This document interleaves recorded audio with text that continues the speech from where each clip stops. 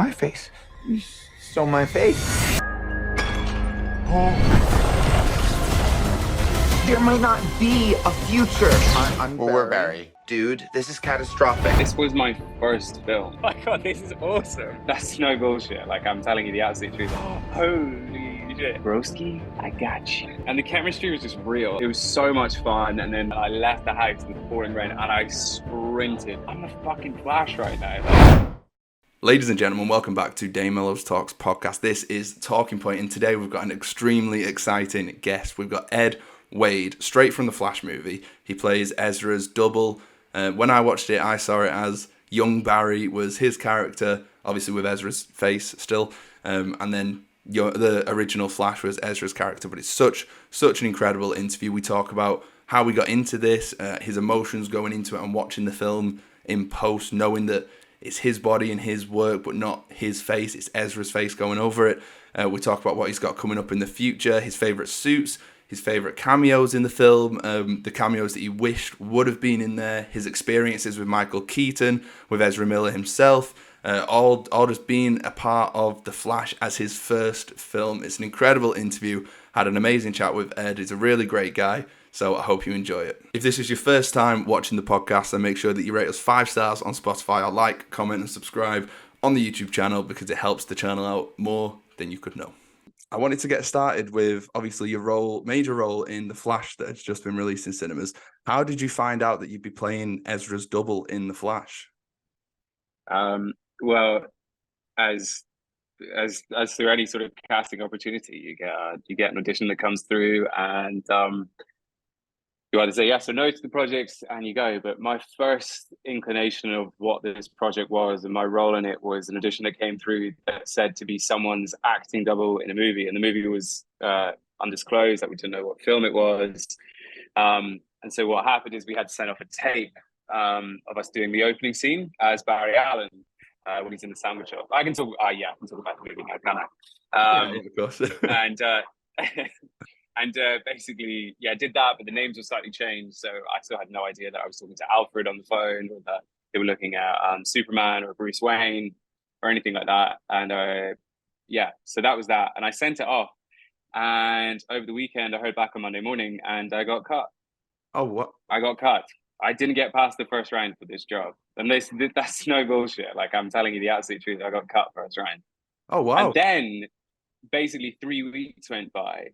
And I'll tell you what happened, because I now know. But in that time, they had found another actor, a guy who was really good, very good looking, looked an awful lot like Ezra, was a really strong actor and things like that, but just had this kind of different energy to Ezra. And Ezra said to Andy in the production, just said, "Oh, can I just have one more pass at people? Can I just have one more round, just to maybe find someone else? Just throw me a ball here." And so they did. So they opened up the casting again. And then 3 weeks later, I was working on a lorry.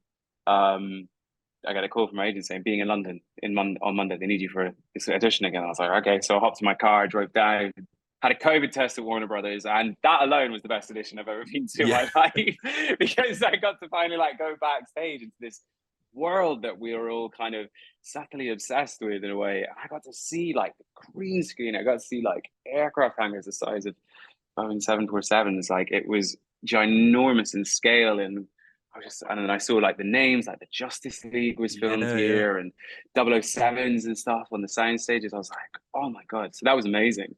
But then I got through that, and then I was back in on the Wednesday. And on the Wednesday, they put me in a black catsuit, skin tight. And they measured me within an inch of my life, measuring my wrist, my hands, my ring sizes, everything. It was wild.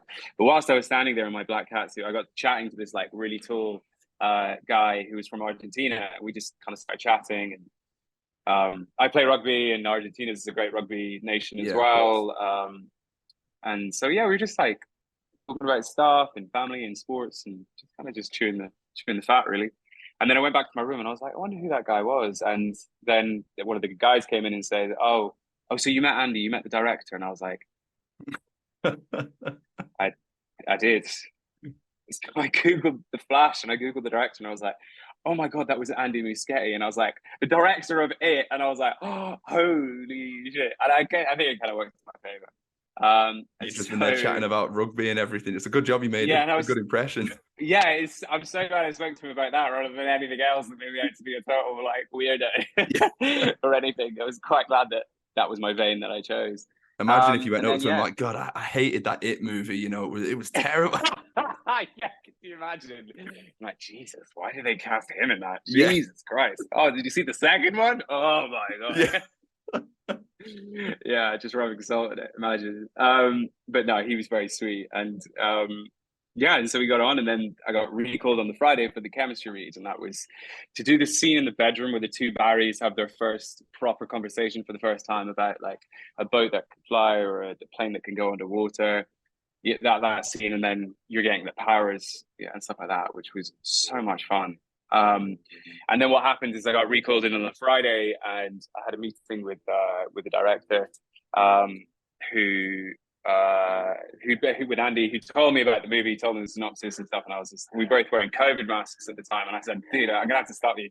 I pulled out my COVID mask. I was like, this is making me grin so much because this movie sounds amazing. This sounds so sick. And yeah, and he was laughing, and then I went upstairs, and in my imagination, I thought it was going to be like a room full of like 10 people. There'd be like 2 or 3 cameras somewhere, like someone just to read the lines with, and they'd be beaming it across the ocean to California. But no, it was just me, Andy, and Ezra Miller, and that was the first time I met Ezra. How crazy! It was wild. So up until that point, I'd been like studying Ezra very closely, because by then I knew it was for Barry Allen and Flash. So I was studying things like their mannerisms, Ezra's like movements, Ezra's speech patterns. I was even imitating their voice in some way. And you know, the Barry Allen sort of like nuances, the kind of like frustration and the sort of like shrugging kind of like awkwardness of his social ineptitude, that kind of thing. So I was really tapping into that. And yeah, and Ezra, and we sat down for like a few minutes and we chatted and spoke about like life and New York and things. And then after a while, we started like running the lines, and then we did both scenes. We did one side each, and then we flipped the parts, and then we did the reverse, and then we did that, and then we got it up on its feet, and then we started pacing around each other. And very quickly on in that process, I realized that this wasn't an acting audition for me. This was a dance. And fortunately for me, I have my background is dance. I started off as in ballet when I was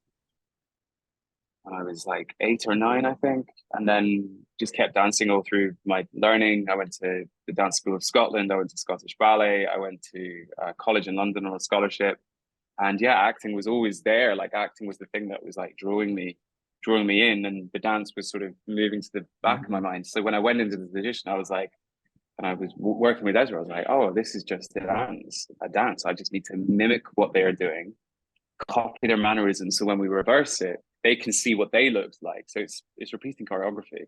What an interesting way to look at it. Yeah.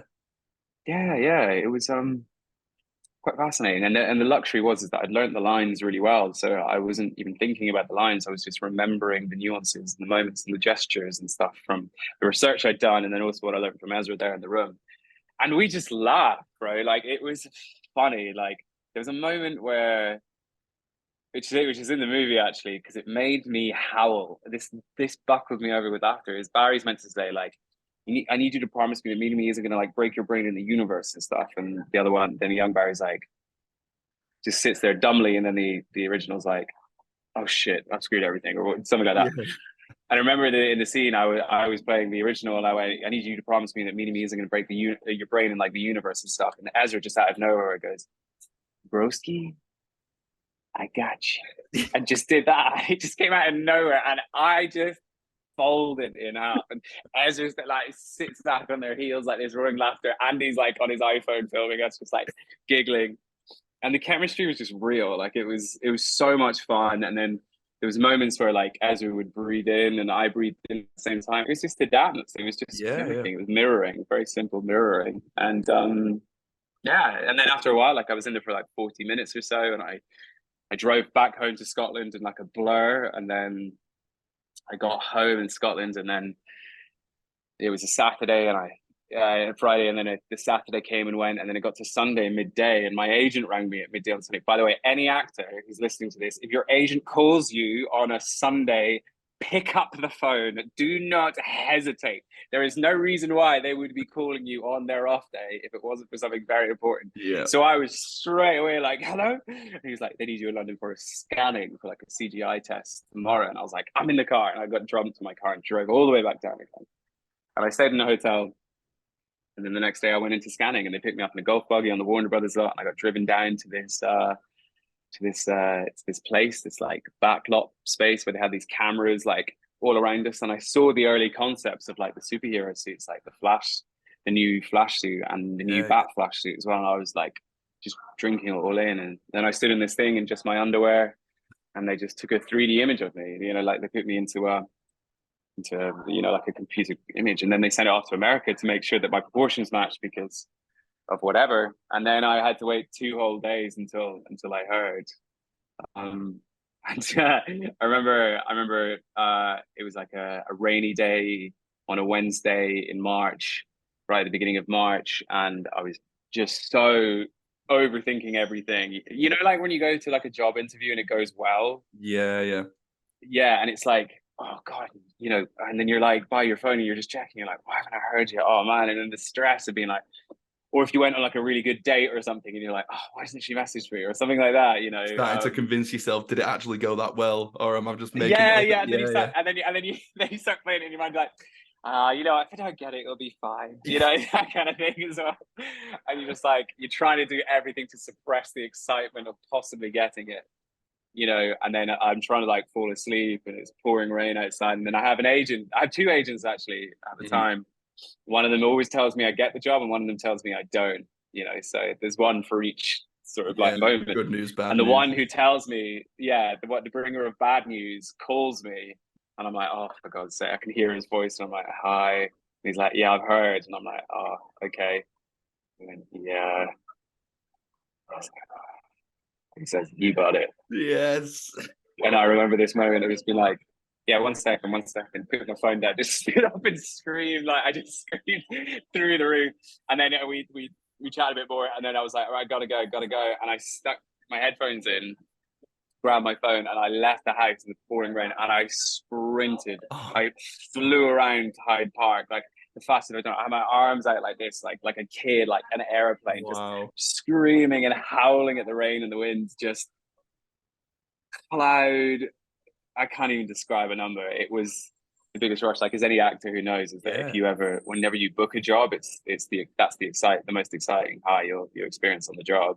You get your opening night or you'll get your red carpet, but the call to say you got it is the best singular moment. What an incredible moment just to have there that you can then just go and what a natural thing to do, getting casted as the Flash, and then you go for a run. I did. You know, I didn't actually think about that for a while, but like my adrenaline was just so high, and every single chemical in my brain and neuron was just firing at that moment. And I was just thinking, I was thinking about the part, I was thinking about the project, I was thinking about the scale of it because of what Andy had told me. I was like, this is going to be a pretty huge movie. And I have a feeling that I could be doing quite a lot in it. God, I would really love to do this. I've never done a film before. This was my first film. That's incredible. And I'm in 75% of the movie. It's crazy, but you'll never know it's me unless you know it's me. Yeah, I knew it was you. Yeah. Right. Yeah, exactly. And my mum knew it was me. Like my rugby club knew it was me, and my friends, my family, my loved ones. Exactly. We did an official, unofficial London premiere, and I got like 50 plus people down to a cinema in Leicester Square, and we all just watched it together. And it was great. Like everyone came up to me after and was like, "I can see you at like moments," because they recognized like my movements or something like that. And I was like, "Oh God, I should have really masked those better because I was trying to be Ezra, But there's only so much you can do sometimes." Of course. And you had the part of the reporter at the end as well.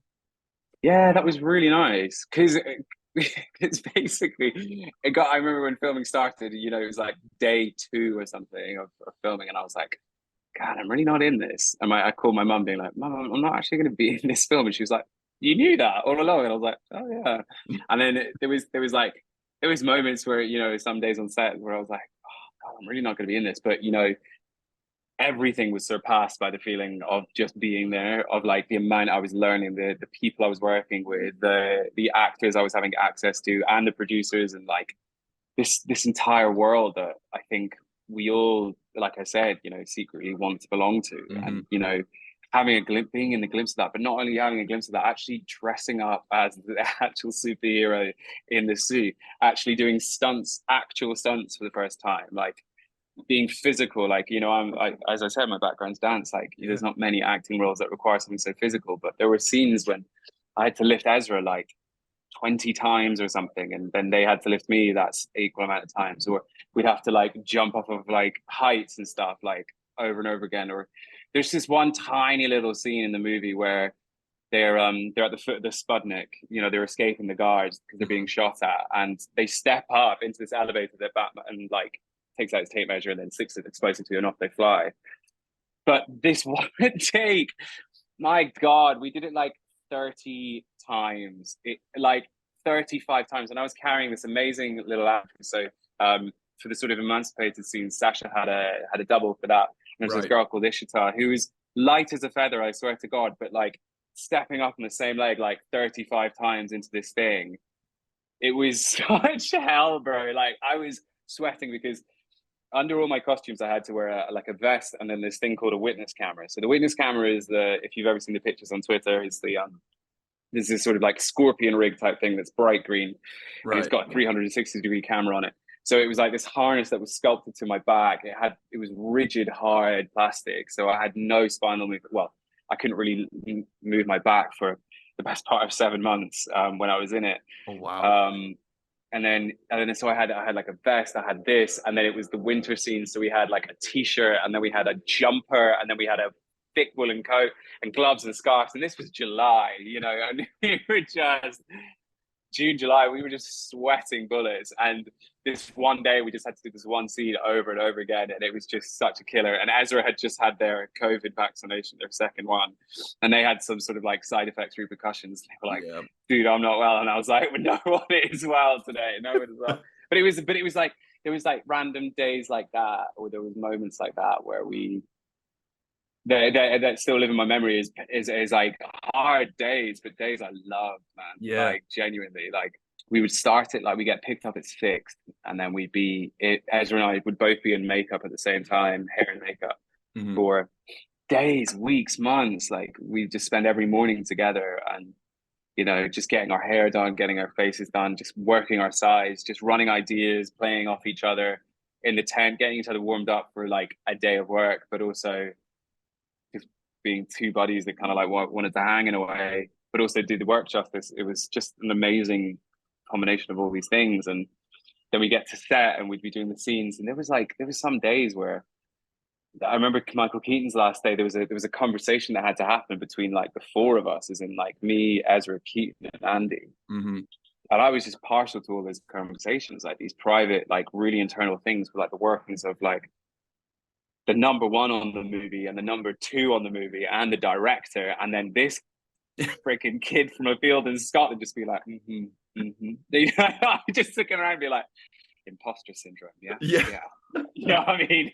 Just a feeling of how have I got here? Yeah, it's just like, this is real life. Okay, cool.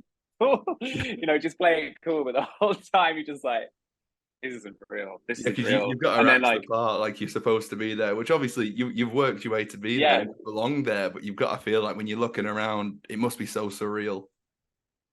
It was so surreal. It was just like, because Ezra and I were just like always there on set. I mean, I think filming was about 134 days. I think Ezra was there for, I want to say 130 days. Then I was there for 117 roughly. And then the next person that was there for the most was Keaton. And I think he did 21 days or something like that. And Sasha did like 21 days or something around there. I'm not entirely sure, but it's a big there was from.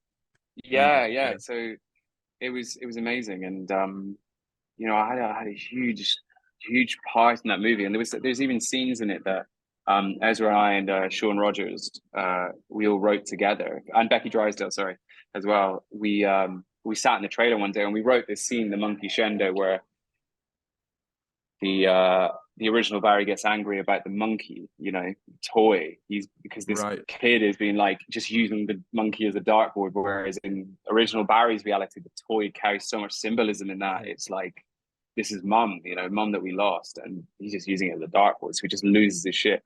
And there was a scene, as it was written originally by the amazing Christina Hodson, who is a phenomenal scriptwriter. She is amazing, and in person as well, by the way. I met her at the premiere. She is quite formidable and so funny, so funny. And she'd written this amazing script, but there was like room for like improvements, like little tweaks that could happen. So Ezra and I and Sean and Becky, and we all wrote this scene together that made its way into the movie, and it's just great. But this is the thing about this project, is like there was room for input, for ideas. Like I said, Ezra put in the "no worries, broski, I got you" that we discovered in the audition. Yeah, there was like even the "come on Barbie, let's go party" line was mine. Like I just said it on one take. I just said, "Ez, follow me." Ez was like, "Okay," and then action, and then we did it, and then I said, "Come on Barbie." And then I was like, "Let's go party." And then we run off, and this like laugh just came up from behind the monitors, and it was so good, and it was just so original and impulsive. But like so many funny little lines, just came from like just little moments and stuff that are really integrally the DNA of the thing, but that we just like discovered through playing and just having fun. It's just crazy how these things come about and happen, So yeah. Looking back at moments like that, do you have a specific like most memorable or favorite moment of filming The Flash? So many, too many.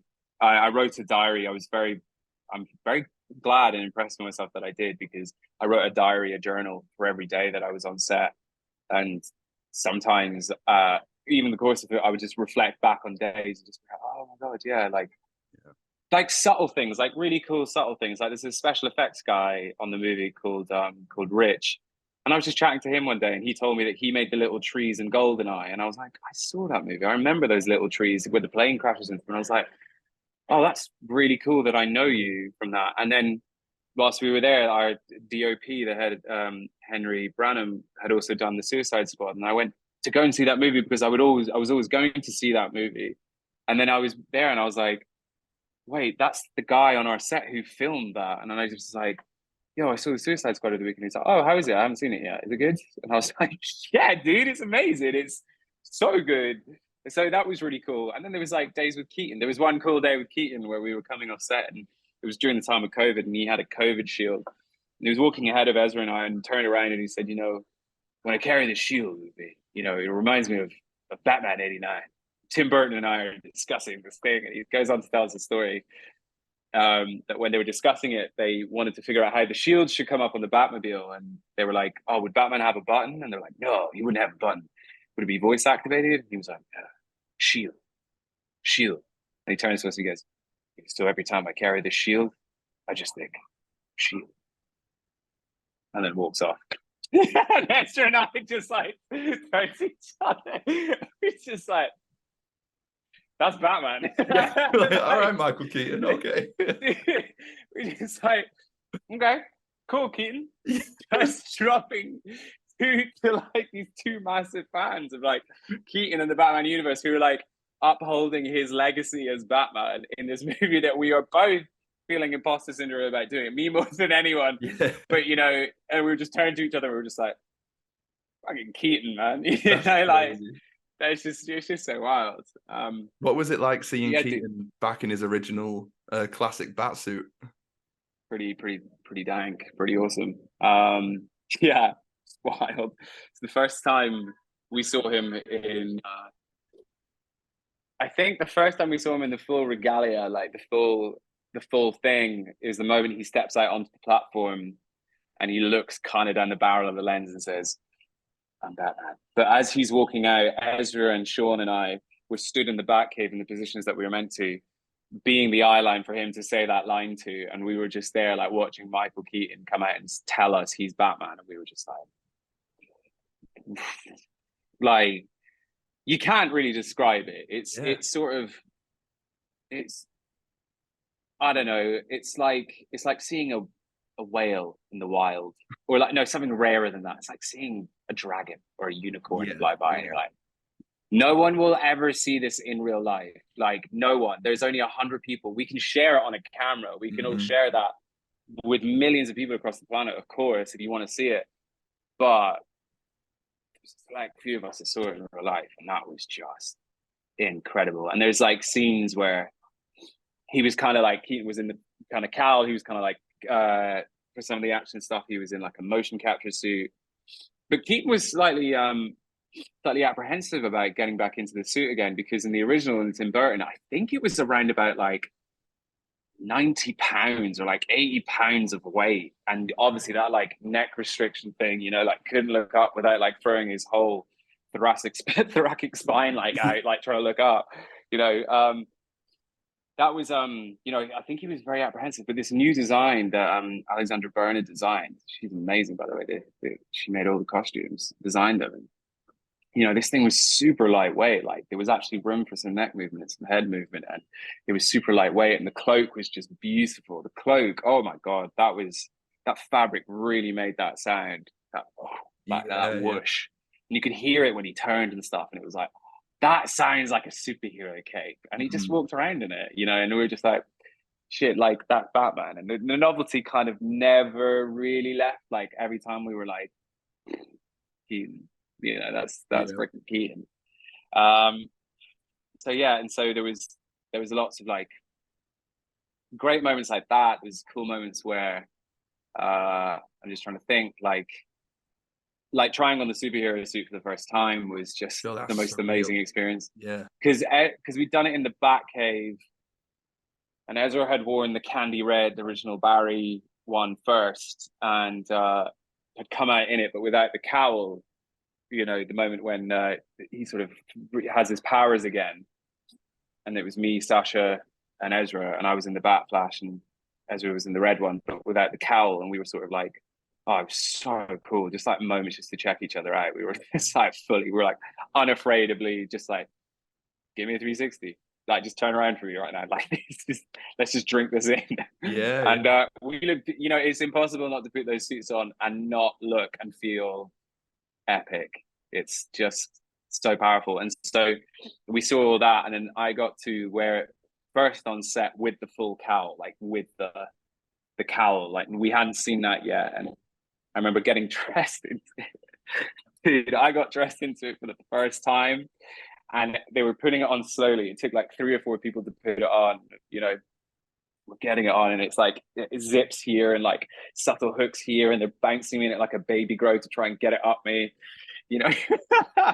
and I'm watching myself get into it, and of course it's got the muscles and the padding, and you know the chest lights up and stuff, you know. And then they pull this thing over, and then they don the cowl, and I just remember looking in this like small thin mirror in my trailer, just looking at myself, and everyone could feel like my energy, and I let out this like tiny sort of giggle just because I couldn't sort of contain it. Or I think I literally just went like that, and everyone just went, ah! Oh my God, like that. And I was just like, this is fucking so sick. Like, that's incredible. So it was unreal. And I was just like looking at myself in the mirror, and I was like, my heart was going so fast. I was like, I'm the fucking Flash right now. Like, how the fuck did this happen? I was, a couple of months ago, I was in a lockdown with no job. You know, I was a spin instructor at a studio that wouldn't open. I was working on a lorry, you know, and then a couple of months later, I'm dressed as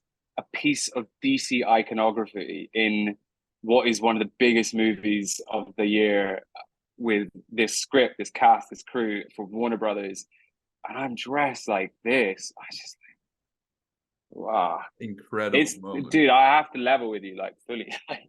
There's no, I'm unafraid to admit it, but like come down from this job has been unreal. It's been so hard. Like you spend like every day with like a driver or a PT, and people who get you food, and people who like drive you to and from your trailer, and people who are just really nice to you because everyone there is super nice because everyone's at the top of their game. You're making great money. You're feeling great about your life. You can go out and party with all your friends. You can take your mum out to the theater and stuff. Like there's just all these lovely things that you, and time that you're afforded that you don't necessarily get in theater, say for example, but you get on movie sets. And when that was finally over, the hangover lasted a long time, bro. Long time. because it was so awesome. Because it was just so awesome. There's no Yeah, other. I guess you never want It to was leave always going to that, do be. you? No, never, never. It was always going to be that. So for it to have ended, was sad, but it was always going to end.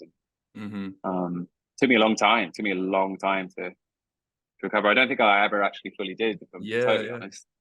Not through any like woe is me because I had the most unreal experience, but it's a bit like Frodo going to see the elves, in a way. He's like, I've seen this amazing place, or like Bilbo or Frodo, both of them really, Yeah, yeah. it's like I've seen the elves and it's just not the Shire, I left Yeah, the yeah. Shire to go to this Hollywood world and now I want to go back, but whatever, Do you feel like you you know. can use that as like a bit of motivation to then get back to a place like that?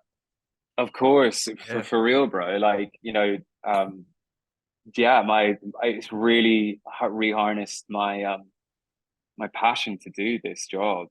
Truly, like I've worked in theatre my whole life, and I've loved theatre. Theatre's been super kind to me. I've worked on stage, and like, yeah, I've done like UK tours. I've worked in the West End a bunch. I'm going into Frozen in the West End Oh, again incredible. in a couple of weeks. And then yeah, I've worked around the world. I've worked in South Korea. I've worked in Europe. I've worked at the National. I've done all these jobs on the stage, and I've loved it. I really have. Don't get me wrong. Like, I've absolutely loved it. But just before the pandemic was brewing, I was like, is this really what I want to do? Like, do I really want to keep doing this? And then I got this job and I had this experience and I was like, no, this is what I want to do. So yeah, there is definitely a fire and a passion there. And now I'm carving out a path for me back and it's gonna happen. I just It will like happen, I yeah. can't wait to get back to it. It was so great and I can't wait to do it again.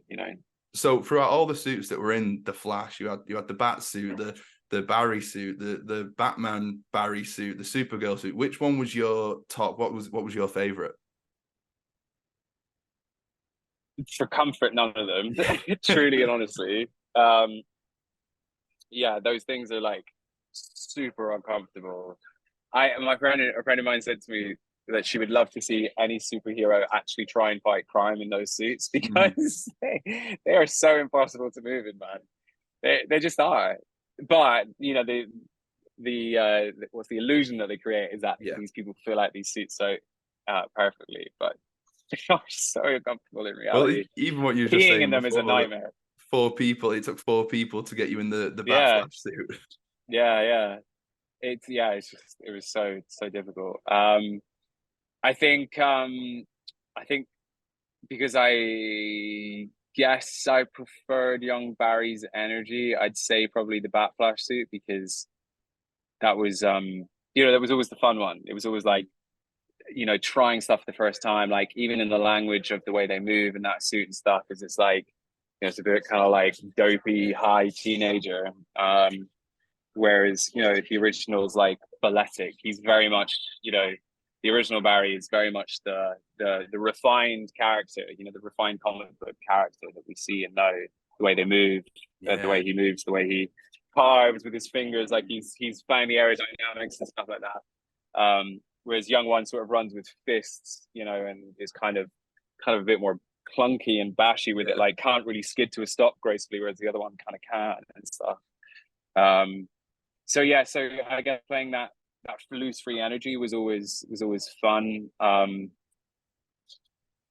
Yeah, I think with the shoulder pads as well, you kind of feel badass with shoulder Yeah. pads.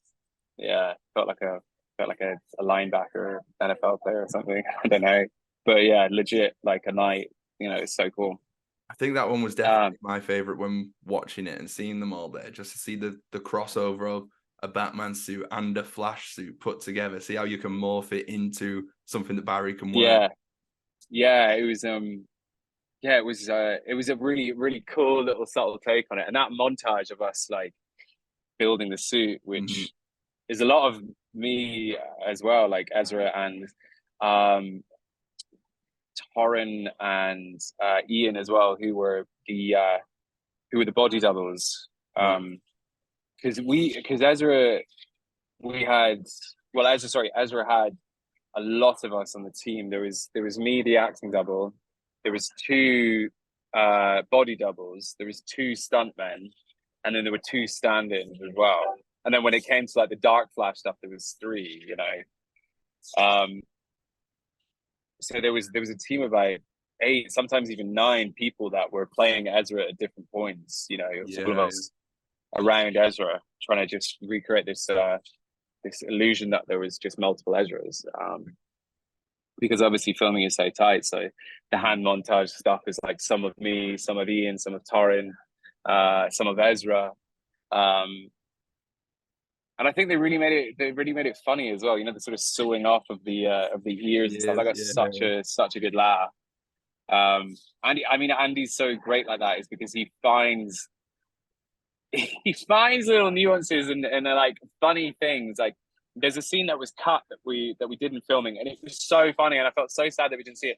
Basically, like it gets very confusing in the timeline, and there was a moment where we were playing with the idea that what if there were 2 of the original Barrys like bumping into each other, like trying to correct each other's like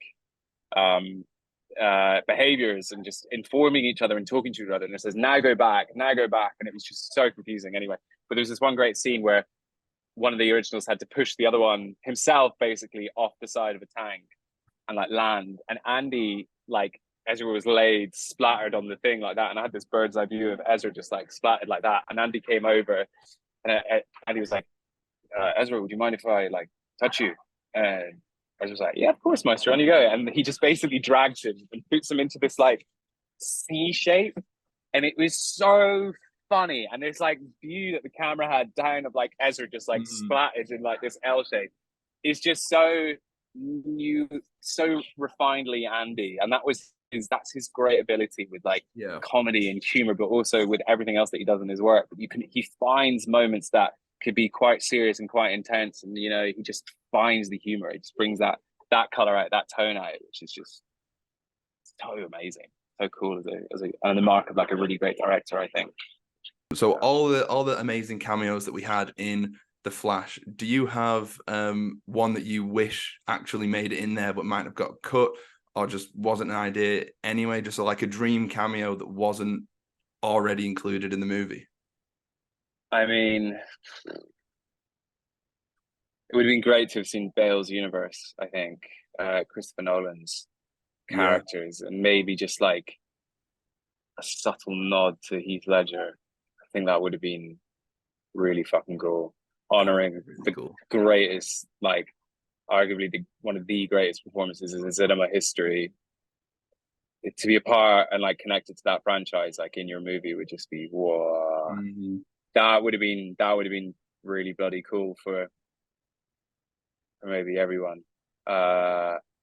Because like I remember reading a review of the Joker, the Joaquin Phoenix one, and this was great. And someone said once, they said of watching the Joker, they said, as a child, I always wanted to be like the superheroes, but as an adult, I never thought I'd relate more to a supervillain after watching the Joker. And it's like, you truly do. Like after watching that movie, you're like, whoa, there's so much of us humans in there. Like we all want to be these glorified gods, these superhero characters, these ethereal beings, but really in reality, we are actually our darkest parts of ourselves. So I think, maybe you've seen a Joker in there as well, like either a Joaquin or a Ledger, that would have been really cool. But I don't know if that was ever on the table. I'm not a part of those things. I'm just a boy from the field in Scotland. I don't really get to make the call on those things. But I remember the talks that were going on with Cage, and I wasn't there, but Ezra and Sean and Becky were there, and they filled me in on this story that Andy was scheduled to have a conversation with Cage, and they were on a Zoom call together, and they were in Andy's office with the door closed, and outside Sean and Ezra were just like standing there like listening at the door because they're obviously huge fans of Nicolas Cage. And basically they were breathing on the door, and then something happened and Ezra ran away, but then as the door opened, Sean was just left standing there, and Andy was like, oh hey Sean, come say hello. And Sean was like, what? And then like Ezra and Sean just like beeline for the thing, and we're like there with Nicolas Cage being like, oh my god, it's so nice to meet you, sir. and Nicolas Cage was like, yeah, it's great to meet you too, guys. And just like having they had a bit of a chin wag with Cage, which sounds really cool. Yeah. So that was pretty rad. Oh yeah, man. What about you? Who would you love to have seen? I would have loved to have seen a Grant Gustin cameo. Grant Gustin a crossover. Yes, Yeah. Well, there was lots of. Oh yeah, because he crossed into his universe. That would have actually been pretty sweet, wouldn't it? That would have been a lovely little Because ode. like you say, Ezra Nod. did go over to the CW Flash, didn't he? CZW, yeah. Yeah. That's actually a good show. That maybe could have happened, dude. I don't know. Like there could have been so many Yeah, exactly. Chrono Balls that like crashed into each other that could have all been, multiverse. Do you know what's wild to me is that the Flash is the original multiverse comic. Really?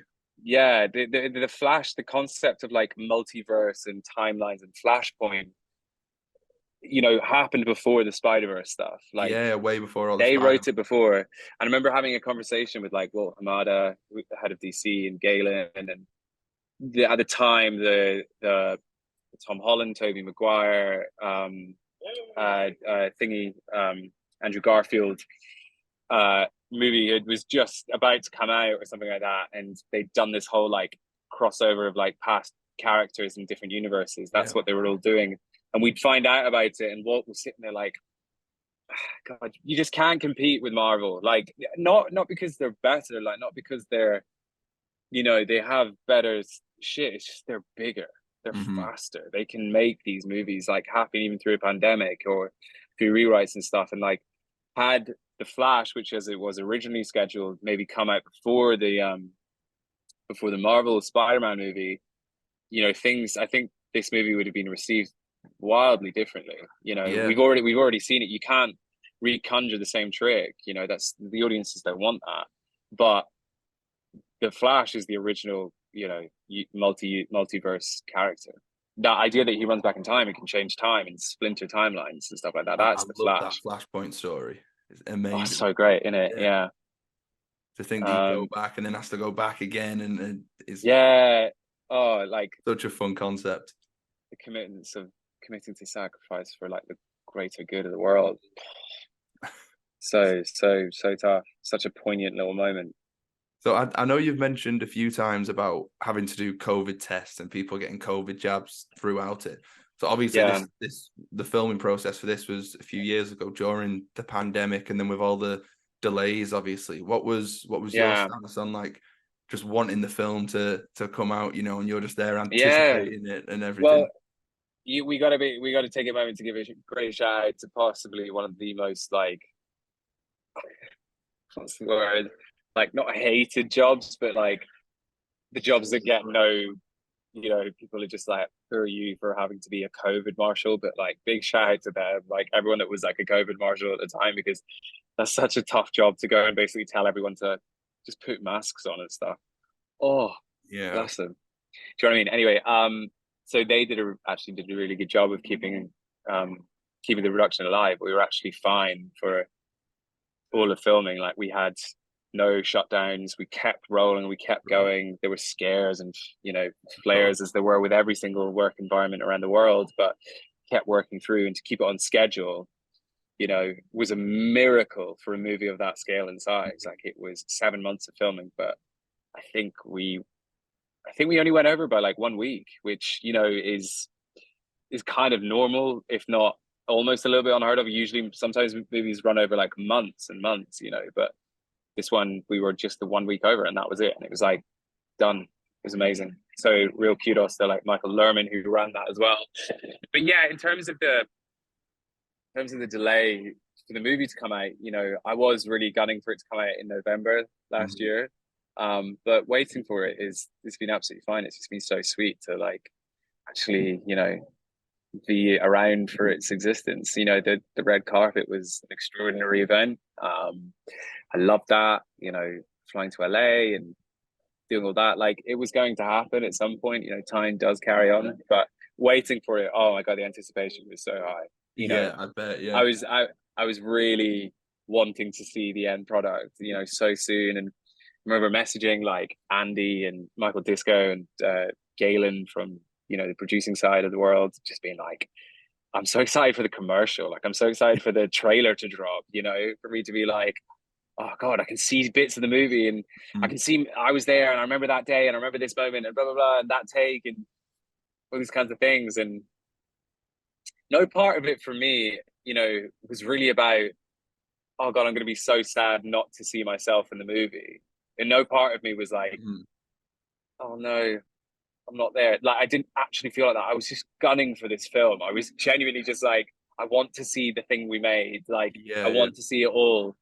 Because I knew what my job was and I was already fine with it. So all I wanted to see was the thing. And when it finally came out, it was so great to see it. And I messaged Andy straight away as soon as I saw it at the casting crew screening and be like, dude, you've made a sick movie, by the way. And he was like, cool. And I was like, I'll see you tomorrow in LA. And he was just like, yeah, let's do it. He's such a sweetheart. So yeah. I also don't think it should be a case of you look at the movie and you think, oh, I'm not in it, because you are in the movie. You was there. Yeah. 117 days filming. Exactly. Yeah. Exactly. Like, I had a conversation with Sean midway through, Sean Rogers, and we quote this quite a lot because I spoke to him about it at the premiere. And I said, I always remember this one day that you helped me. And he was like, what do you mean? And I said, there was a day we were seeing in Ezra's trailer. Ezra had just left. It was just me and you hanging out. And I was like, yo, Shawnee, like, how do you do this job? Like, because Sean Rogers is one of the original creators of like Young Barry. Ezra brought Sean on board to basically read part of Young Barry and kind of shape it off Sean's energy as a human being.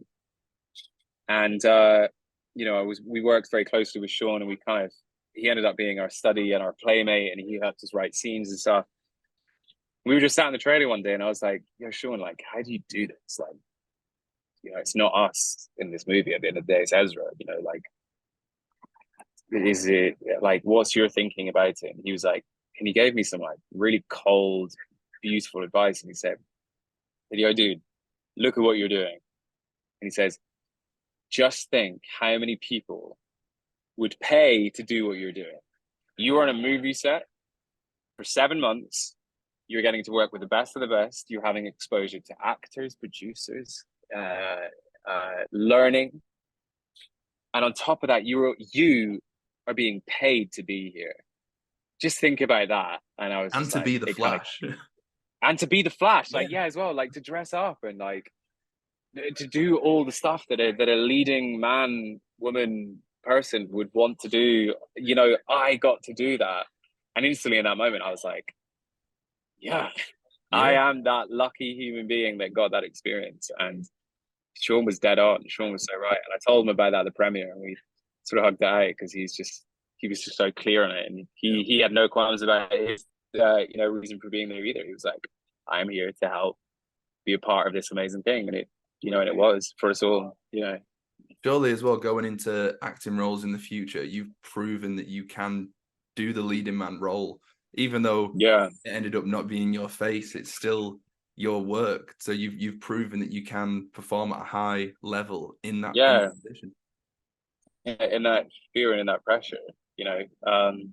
It's because there's a lot of pressure for sure. Like it's a lot of, you know, situations where you need to be on your shit. Like, but I'm blessed in the sense that I've had my stage experience or career to like handle those kinds of pressures. They say that, you know, you go to the stage to perfect your art, like, because every night you get to practice every time. You know, you do the same lines again, but you get to like feel it more, you get to try it more. And you know, when you got onto set, you know, my pickup was great. I could read the lines and learn them, and then just be like, okay, here we go. And I had applied everything I'd learned in my my training and my experience on stage. And there was no point at which that we were cracking. You know, Ezra was the real trendsetter for that. They were very much so professional, always on time, always polite, always kind, never a diva. Like never once did they like cause an upset or like throw their toys out of the pram. You know, they were loving and warming, and every single person that film set felt like they could talk to Ezra Miller. Like this is Ezra's movie. You know, it is, you know, some would argue the pinnacle of an actor's career is to have themselves as the central superhero or the central character in a movie, and it's called The Flash, and Ezra is the Flash. Like, and they were just so kind and so warming, and they Ezra partied with us all. Like, we all partied together. Like, we had some great nights out. We had a weekend where all the cast and crew, well, a few of the cast, a few of us went down to Brighton, but we went all with the crew and stuff. Like, we spent a weekend there. There was like other parties and things, and like birthday celebrations. You know, Ezra would sing "Happy Birthday" the loudest above anyone. You know, it was just this beautiful environment, because it is hard, like 7 months, you know, and these people, like, it's not just the actors just we don't have it as hard as some people. Like, wigs, hair and makeup, they have to be there before we arrive. They have to be there, like, prepping the stuff and being ready and being early, and they don't get picked up. They have to drive themselves there. And then, like, everyone, you know, they don't get, somebody doesn't get coffee for them. They have to go and get their own coffee. Whereas we actors just sit there and everything's brought to us, and we're picked up and we're floated through this world, you know, very easy. Yeah, we might have to get on camera and say a couple of lines, and to some people that's really terrifying. But if you've done it for as long as we have, it's not. You know, it's like it's just the job. That's it. But the treatment you get is just so wonderful, and you know, the people who make those movies are just, everyone's just elated to be there, because they've wanted to be at the top of their game, and they've reached it. There's the reason that they're there. It's just so great to be there with so many excellent people, you know. So going into the role as a double for Ezra, as the Flash, as Barry Allen, did you find yourself focusing more on nailing like the body language of Ezra's Flash, or did you try and do like a bit of a like twist, do your own little spin on it, because it is sort of a different timeline of the Flash, but then still also kind of mimic Ezra's genre? Yeah, well, there's kind of two elements to that, and it's as simple as playing one and then the other. But the simplicity lies in which order we would play those characters. So, for example, if Ezra was playing original Barry and I was playing young Barry, for me, my job was to really watch their movements as the original. You know, I kind of, when we first started filming, I was like, yo, we get the scene and we get there and we'd rehearse, and I'd be like, Ezra and I would look at each other and I'd be like, yo, Ezra, do you want me to like be here or be there, or do this or do that, or say it like this, say it like that? And Ezra was like, oh fuck, let me just switch my brain. Okay, yeah, let's do that. No, don't do that. Try that, blah, blah, blah. And then we just kind of figure it out. Then about 2, maybe 3 weeks in, then where I was like, yo, Ezra, you want this, right? And Ezra would be like, yes, I do that. And then like by like week 6 or so, we were both like, got the scenes, and we both look at each other and be like, yeah, we know what we're doing. Like, we both filled and found the characters. So it was a sort of, it's a sort of two-sided answer in that. One, it took a long time, and two, it was always based on who was playing who. Because for me, like when I was doing the original stuff, or, you know, the young Barry stuff first, I would have to kind of discover, Ezra and I would have to create together in some kind of way. But Ezra and Andy would always have final say, and I would always just be the vessel for that, which was fine by me. Like, I loved that as a role. But then when we flipped it, which we'd often do in a day, is I just have to remember everything Ezra did. And that was, in a way, easier, but also harder, because I was restricted by the choices that Ezra had made. And so, whereas I had that fluid, free creativity before, I kind of then couldn't have that when I played the one that Ezra had done before. Does that make sense? Yeah. But then also Ezra was sometimes in a way restricted to what I had done as well, but it mattered less, you know, because the focus would have been on Ezra, whichever way around they were being played. So I just had to imitate what they were doing. Oh, dude, it was so fun. It was so sick. Like, there's so much in there that Ezra and I discovered together for both characters, and both moments and things that just tiny little nuances that really bring it to life. And I'll be watching the film and I'll be like, oh yeah, yeah, just tiny little things. It was like, yeah, we did that. We really gave it that vibe. Yeah, no, definitely. I think it's cool as well how much now I know that you did switch between the two, because when I was watching it, knowing that I'd be interviewing you, I was watching it in the sense of Ezra's Flash was original Flash, and your Flash was young Barry. Ah, right. Yeah, yeah. Look, the parallel there for young Barry and me is that I truly was the kid stepping into the superhero suit for the first time and getting powers. That's really my story Yeah. as well. Like that's how it sort of felt for me, being like, what is this bloody world? I remember Ezra saying to me, like on one of our first days of filming, he was like, dude, I cannot believe this is your first movie. Ezra was like, I cannot even begin to imagine what this is like for you.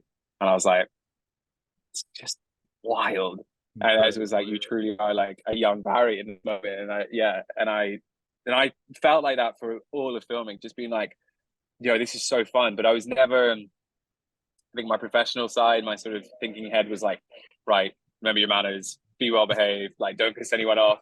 They want you on your mark, you get to your mark. You don't hold up production in any way, you don't throw a fit, you don't be a diva, like you just do your shit, like just be on it. And there was one day I yelled cut and that was it. Like, and that was because my costume broke and the shot would have been redundant had I not. And dude, that was really scary. That was a really powerful moment. But I was like, I need to check myself take here it because over. I don't know if I have, I don't know if I have the right to, but it was basically, it didn't actually end up making it in, but they're breaking into the silo area and Batman sort of keeps disappearing ahead of them and they're just trying to, original without the powers is trying to catch up and young Barry is, running ahead and stuff. And he's basically meant to come around a corner, like skid around a corner and go, hey, over here. And then they make their way to the silo. And on this one take, the costume broke and they were like 3, 2, 1 action, and there was a wind machine and it was so loud and my belt just exploded. It just broke and I just went cut, and I screamed cut. And over comes Michael Lerman, who's the first AD, one of the most important people on a movie set, and also with the enormous experience of being like the guy who did 1917. Like he's the guy who ran that Sam Mendes movie, and also a huge number of other movies of enormous scale. And he comes over to me, and I'm just looking at him, and he's like, and I could just sense in his mind, he's like, "Who the fuck is this kid?" And I'm just like, I genuinely, my belt has exploded, and I had like 3 people from wardrobe around me, like gluing, sticking, taping, like just being like, "We're just fixing it. We're fixing it as fast as we can." And he just kind of looks at me, and he was like, "Okay," and then it walked away, and I was like, cold sweat, but I was like, "Thank God!" But it didn't even end up making it in the movie, but at least I have that memory as well. Yeah. And the fear of Michael Lerman is just amazing. He's so brilliant at his job. I think I'm thinking back on it now. It's been a joy actually talking to you because I'm actually allowing my memory to drift back there in an untrained way. Because I do so often. I'll just daydream about it and be like, "Come on, Ed, get over it. Like it's happened now. It's been there." But I'm really enjoying. Sorry for myself, my own narcissistic way to be like, "Yeah, that was sick," and I love it when people like are interested or want to get it. Like you, I guess, because I'm like, yeah, it was. Because if I could.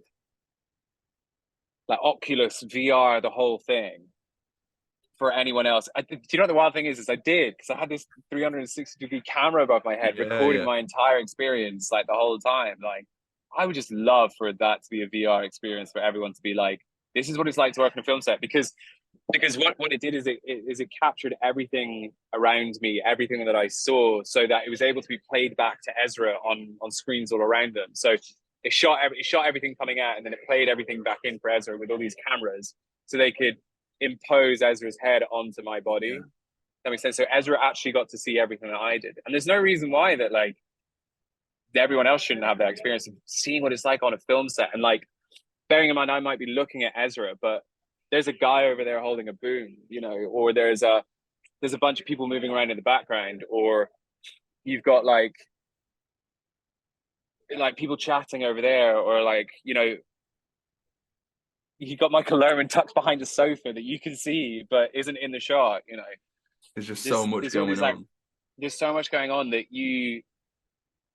which is the magic of movies, truly, is that you don't know what happened in a shot, or like where everyone else was. It looks like there's just 2 people walking around an apartment, but there were hundreds of people there.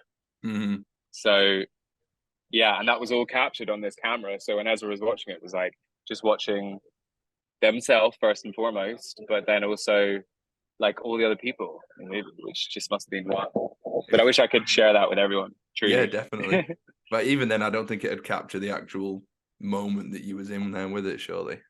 No, the like heat, the smell, the like yeah the feel of those rooms and stuff. So we've got a closing tradition on the podcast where the previous guest asked the next guest a question. So I like that. Your question is coming from Laura Kenny, who is one of the most decorated Olympians. She's an Olympic cyclist. Yeah. Laura and Jason Kenny, you might know them from that. Yes. So her question. They've asked me a question. She's asking you a question. My God, this is awesome. Okay. Yeah, cool. Fine, let's just keep this roller coaster of my life going. Thanks, man. I'm used to this kind of shit now. Yeah. Okay. So her question to you is, would you rather ride a bike with Sir Bradley Wiggins or run a marathon with Sir Mo Farah? Oh. Wiggins and Mo. Christ, well, I couldn't keep up with either of them because they're both unbelievable athletes. That's exactly what I said. I think okay, but in the theory that I could keep up, I think Wiggins is a more interesting individual. I think Mo is a lovelier, kinder guy. Not that they both aren't either, equally, but I think I'd love to run with Mo Farah. I'm not gonna lie, he's the little man. He's the little guy that like got shoved in those groups around and he just didn't stop, and his story of like, yeah, I think he's a fascinating case, and I would love to be able to run as well as him. I think I'm obsessed with running. I think that's my theme. I'm also my next project, I'm writing a short film. It's called Run. So yeah, that's just the theme there. So Mo Farah he might be able to give you some tips on some stuff. Yeah, so thank you, Laura. That's a great question, but I'm gonna go with Mo, which she'll probably be sad about because she would like a cyclist. I think it's cooler for you to say Mo though, for Mo Farah to run with the Flash. Dude, you are the king of the podcast. You get it. Yeah, I didn't even clock that, but yes, yeah, that would make perfect sense. God, you're good. God, you're well, good. Listen, don't worry about it. Yeah, I went for when she brought it up. I went for a bike with Bradley Wiggins just because I'd love to speak to them both. But I know for a fact if I'm running, no words are coming out of my mouth.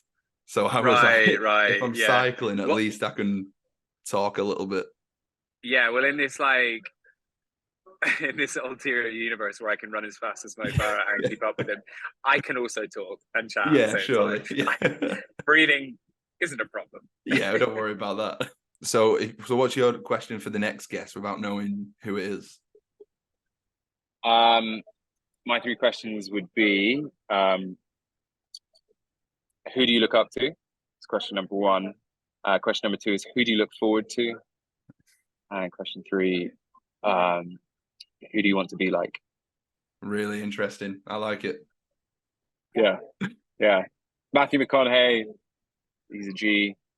And I really liked hearing his questions. And yeah, he's an inspirational guy. He is very inspirational. Right, Ed, thank you very, very much for your time on this. No bother, mate. Catching up about the Flash. Thank you, Dane. It's been a pleasure to meet you, mate, and all the best with that. I can't wait to follow you through your career, and I'm a fan of your shows and stuff. So thanks so much for having me. Thank you very much, and enjoy the time in the theatre coming up in what was it, Frozen that you said you was coming up in? Frozen, yeah. Thank you so much, man. Yeah, I'm very really excited. Starting. Yeah, it'll be grand.